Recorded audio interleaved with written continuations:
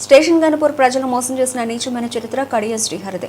73 ఏళ్ల వయసున్న కడియం శ్రీహరి, నీకు సిగ్గు శరం ఉంటే ఇప్పటికైనా రాజీనామా చేయాలని మాజీ ఎమ్మెల్యే దాస్యం విజయభాస్కర్ మండిపడ్డారు.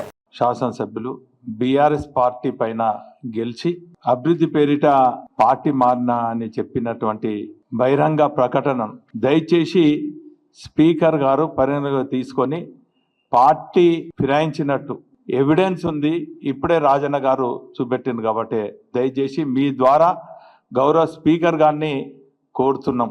ఎందుకంటే కాంగ్రెస్ పార్టీ అధినేత రాహుల్ గాంధీ గారు ప్రజాస్వామ్యాన్ని పరిరక్షించాలని చెప్పి ఒక చేత రాజ్యాంగాన్ని పట్టుకొని దేశవ్యాప్తంగా పాదయాత్రలు చేస్తున్నారు.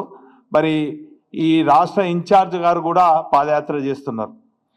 మరి అటువంటి పార్టీ ఒకవైపు ప్రజాస్వామ్యం రక్షించాలి అంటారు, ప్రజాస్వామ్యబద్ధంగా ఎన్నికైనటువంటి బీఆర్ఎస్ పార్టీ నాయకులను అభివృద్ధి పేరిట ప్రలోభాల పేరిట ఈరోజు బీఆర్ఎస్ పార్టీ నుంచి గెలిచినటువంటి ఎమ్మెల్యేలను కొనుగోలు చేస్తున్నటువంటి పరిస్థితి మనం చూస్తున్నాం.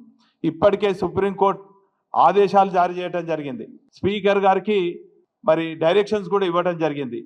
దయచేసి స్పీకర్ గారి మీద వారి ఆ చైర్ పైన మరి తెలంగాణ ప్రజలందరూ కూడా విశ్వాసం ఉంది కాబట్టి వెంటనే వారిపైన చర్యలు తీసుకొని మరి డిస్క్వాలిఫై చేయాలని చెప్పి మీ ద్వారా మేము స్పీకర్ గారిని కోరుతున్నాం. శ్రీహరి చరిత్రను దగ్గర నుంచి, ఆయన రాజకీయ జీవితం దగ్గర నుంచి చూసినటువంటి వ్యక్తుల్లో వరంగల్ జిల్లా బిడ్డగా నేను గత కొన్నేళ్ల నుంచి కూడా చూస్తున్నా.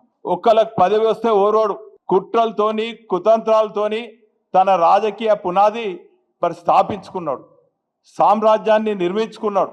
స్వయంగా చూసినాను. ఎన్టీఆర్ హయాంలో 94లో మొదటి దఫాలో మా సోదరునికి మంత్రి పదవి ఇస్తే నలుగురిని కూడగట్టుకొని లక్ష్మీ పార్వతి దగ్గర కాలు మొక్కి పదవి సంపాదించుకున్నటువంటి